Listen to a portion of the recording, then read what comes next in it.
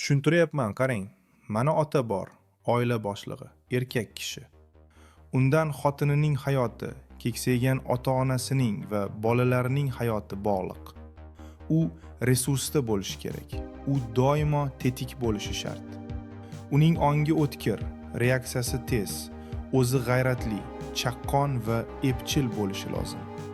Chunki hamma narsa unga bog'liq. U asosiysi, u himoyachi, u ta'minotchi. Agar erkak kishi o'zining resursini, o'zining muhimligini xotinidan yoki bolasidan pastga qo'ysa, nima bo'lishini xohlaysiz? Biz eng muhim psixologik qoidalardan birini buzyapmiz.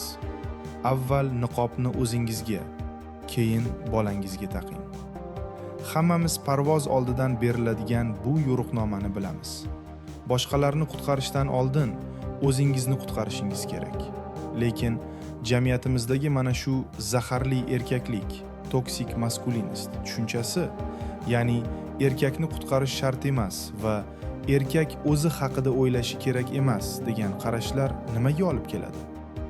Ichkilikbozlik, ruhan toliqish, vigoranis, hayotga bo'lgan qiziqishning yo'qolishi, bankrotlik, ajrashish va bolalar oldida obro'sizlanishga. Chunki bola uyga kelib charchagan, ichadigan, chekadigan va tinimsiz televizor ko'radigan irodasiz odamni ko'radi. Shuning uchun bizning vazifamiz doim yodda tutish.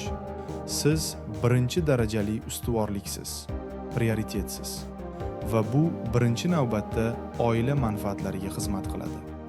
Har doim resursda bo'lish, kuchli bo'lish bu sizning vazifangiz.